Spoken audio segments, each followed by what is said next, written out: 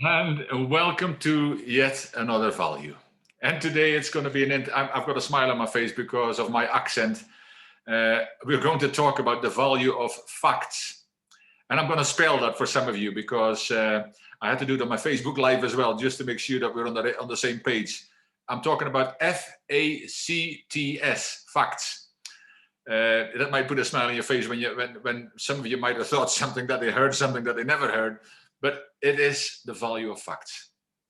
It is so important at these times because so much that's going on around the world is certainly not based on facts, but total fiction and total fabrication. But before we go there, denying the truth does not change the facts, and ignoring facts does not change them either. See, a fact is defined as something that is true, objective, and can be measured. See, facts should not be ignored. They are invaluable to us because they allow us to assemble a picture of what is really happening. Now, do we have a picture of what is really happening around the world at the moment? Many people haven't because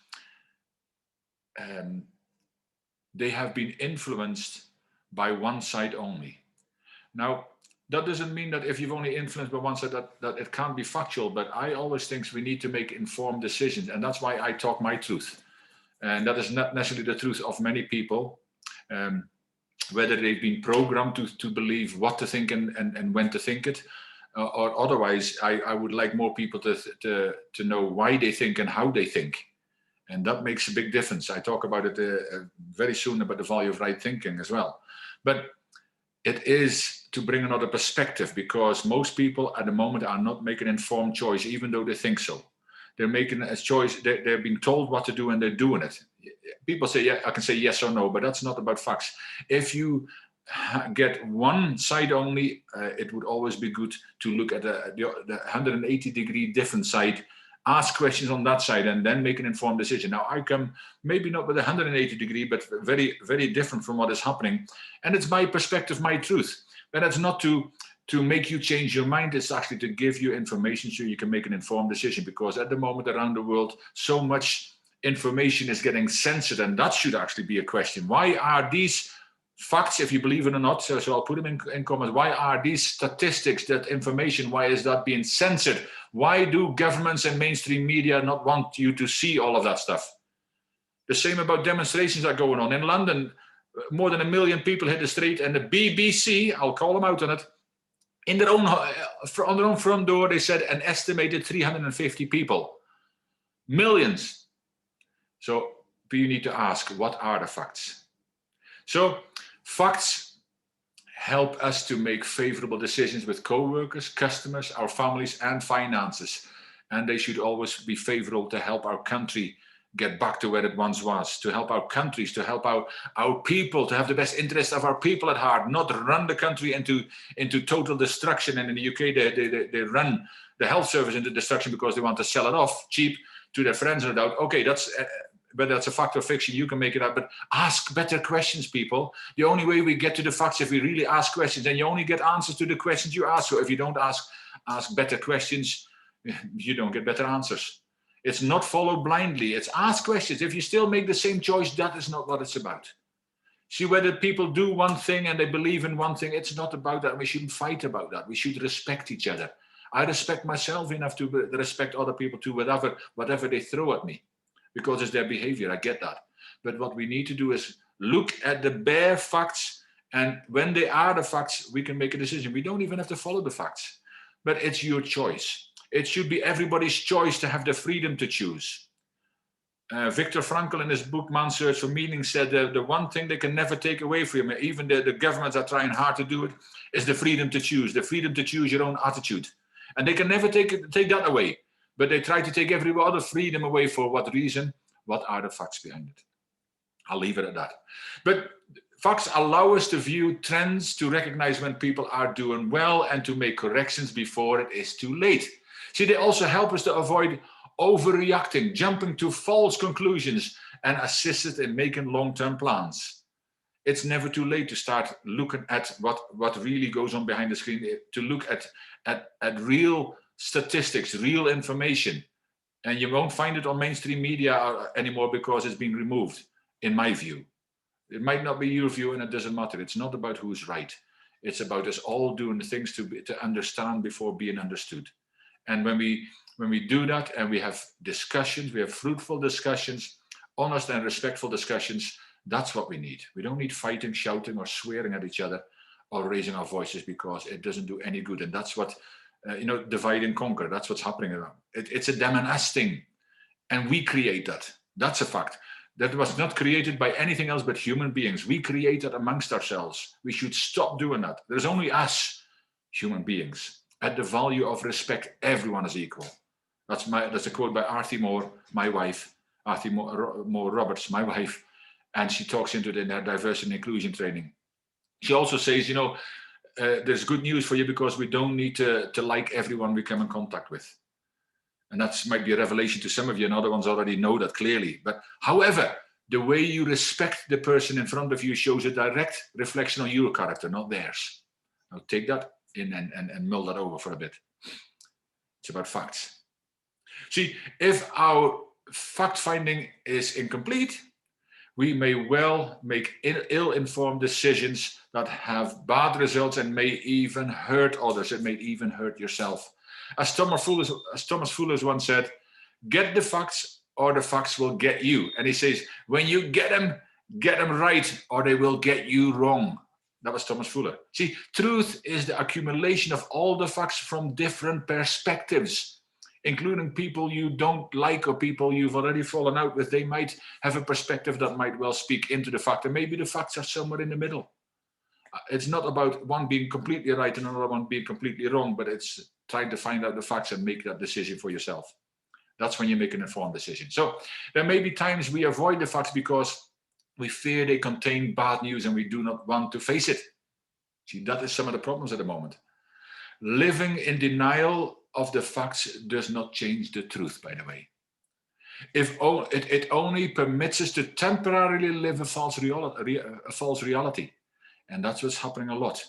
Who's living a false reality? That's irrelevant now. Maybe the person in the mirror, maybe your neighbor, maybe you think somebody else lives a false reality and maybe they don't want to face the truth. Maybe you don't want to face the truth.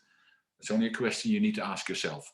But you can only do so informed if you get at least a couple of different sides. And that's why I always say, if you believe one thing, look at what happens 180 degrees different from you, total opposite. Then you can really weigh things up. And if there is a third party, a third side of the coin, as they say, bring that in as well. And the more information you have from different sources, the more sides, the more you can make an informed decision. That's all it's about. Nothing more, nothing less. See, there are many instances where you need to take the human factors into consideration as well. So, such as beliefs, emotions, energy, communication styles, even cultures, in order to reach the best course of action. A communication style, I'm a behavior analysis consultant and I talk into that all the time. For people to get to know themselves is so important, because when you get to know yourself, you learn more about other people as well and their communication styles. It's the same with learning styles. When you learn, when you're an audio, visual or kinesthetic person, you can also learn about other people and how you talk into them the way they learn. And the way they communicate. Those two are powerful, and you build relationships, I would say overnight, but you build relationships in minutes that you could never do before. So powerful. But understanding a person's motive or reasoning behind the facts may give you an insight or even change your view entirely. You may change your view. I don't say you have to, I don't say you will. If you change your view, it's because now you've got more information available. And sometimes, it takes a person to admit that they were wrong. That's fine, but it is so important.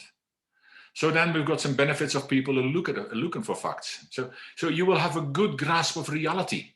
See, this will help you keep surprises to a minimum and bring more peace in your life. It will bring more peace in the people around you as well. If you can at least communicate with people, if you can at least understand other people, it's not about who's right, but be kind, be respectful, be empathetic, and be compassionate to other people. Facts are facts. Doesn't matter how you bend them. There's a lot of bending going on, to say the least. But some people looking for facts, also the benefits of that is that you will experience success because you will have the facts to choose the right projects and make wise decisions for the right reasons at the right times. And that in so much leadership is not happening whatsoever. The reasons are known to many of us already, but the reasons are certainly totally wrong. They're manipulative, to say the least. But again, facts are facts, people. And when you find out, it's when I find out some things about facts that I never thought possible, I need to eat some humble pie and say, hey, I was wrong. I'm sorry, but I've learned something. But I would never have learned those kind of things if I didn't have that other perspective. And people, I talked about the value of criticism, and people pointed it out to me, or I became aware of it. Awareness gives you better choices, as I said already. So some characteristics of a person who constantly seeks out facts before making any judgments. So these people never ignore the truth found in facts and data. See, they understand that ignoring facts and delayed adjustments could lead to trouble. Ain't that the truth? And also these people face the facts and present them with honesty, transparency, and integrity. 3 values we talk about in this as well. And it is powerful. Our leaders should be doing that. That's all I'm saying. But we need to be. It starts with self-leadership, and we need to make sure that we at least do it ourselves. Honesty, transparency, and integrity. See, my Japanese instructor, he's passed away last year, unfortunately, but he always said, when you think you're right, you are 100% right, because that's your perception, that's your belief. But when somebody else points something out that you are not right, which are clear facts, then okay, you can change and become 100% right again. But I realize for a lot of people, they firmly believe that they're 100% right because what the facts they've been given, the information they've been given are the facts. And it takes a humble person and it takes a big person to admit when they're wrong, even though for many months they have shouted out to other people that they're wrong and all that kind of stuff. And that goes both ways. It goes in any way. You decide. It's not about who's right. It's about being kind to each other, respectful, and have discussions. We need to have more discussions about all the stuff that's happening around the world. And then some steps to follow to help you gather facts. Use the facts to help you solve your problems. That's one great step to follow. See, do not ignore your problems. They will not solve themselves. And if you ignore them, it will lead you to bigger problems. So that's one way to help yourself. Use the facts to help you solve problems. And the second step you can follow is do not jump to conclusions. So you gather all the facts and pertinent information so you can make a decision based on the truth. The truth will always be the truth. Never mind how you bend it, how you shape it all, the truth is the truth. 2 steps you can follow to help you gather the facts and make better decisions. Write down what you will do. If there is some doubt you've got about something, is there something that you have a clash with other people, go and do some fact finding from the other side. And then you've got more information to talk with that person about. So listen, I've looked at the other side. I still believe so. But have a fruitful conversation with these people. Don't cast people away. Don't cast them out because their facts are not your facts. Let's be compassionate at this time. Let's be transparent. Let's be open and honest and respectful. And together we can do a lot more about the situation we're living in at the moment. So I hope this is helpful for you, and I'll see you in the next value. Take care.